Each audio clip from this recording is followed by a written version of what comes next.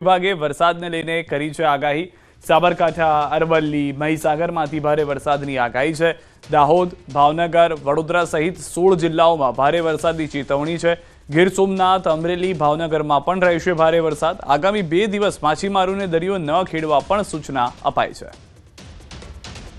4 दिन के लिए रखा है रेनफॉल वार्निंग, जिसमें पहले 2 दिन गुजरात रीजन के लिए ऑरेंज अलर्ट रखा है और बहुत भारी वर्षा रखी है, और डे 3-4 में भारी वर्षा रखी है।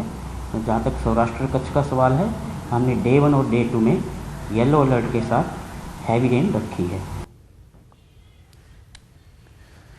બનાસકાંઠામાં ફરી મેઘરાજાની તોફાની બેટિંગ। મોડી રાતથી જિલ્લાના ઘણા ભાગોમાં ધોધમાર વરસાદ ચાલુ છે। પાલનપુરમાં 4.6 ઇંચ વરસાદથી ઘણા ભાગો તરબોળ થઈ ગયા છે। પાલનપુરના હાઈવે પર ઘણા ભાગો પર કેડસમાં પાણી પણ ભરાઈ ગયા છે। આબુ અમદાવાદ હાઈવે પર ભરાયા છે કેડસમાં પાણી। આબુથી અમદાવાદ જતા વાહન ચાલકો અટવાઈ ગયા છે।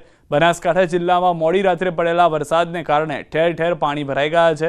ડીસામાં 4.25 ઇંચ વરસાદ પડતા ગ્રામ્ય વિસ્તારોમાં ખેતરો જળબંબાકાર થઈ ગયા છે। ડીસા તાલુકાના કંસારી ગામે ખેતરોમાં પાણી ભરાઈ ગયા છે। પાકના વાવેતર બાદ ધોધમાર આવેલા વરસાદના લીધે પાક પર પાણી ફરી વળ્યું છે, જેથી ખેડૂતોના હાલ પણ બેહાલ થઈ ગયા છે। બનાસકાંઠાના ડીસા તાલુકામાં 4 કલાક પડેલા ભારે વરસાદને કારણે બાયવાડા ગામે ભારે વરસાદને પગલે ગામમાં વરસાદી પાણી ભરાયા। સ્કૂલ જે બંધ છે તેને બંધ રાખવામાં આવી છે। હજી પણ દૂધની મંડળીઓ પણ આજે બંધ રહી હતી। તો ડીસાના વણઝારાવાસમાં ભારે વરસાદને પગલે લોકોના ઘરોમાં પાણી ફરી વળ્યા છે। નીચાણવાળા વિસ્તારના લોકોના ઘરોમાં પાણી ઘૂસી જતા લોકો ઘર છોડવા તૈયાર થયા છે। નગરપાલિકાના પાપે વણઝારાવાસ વિસ્તારમાં દર વર્ષે વરસાદી પાણી ભરાય છે। આજે પણ વણઝારાવાસ વિસ્તારમાં તમામ ઘરોમાં વરસાદી પાણી ભરાતા લોકો રોષમાં છે।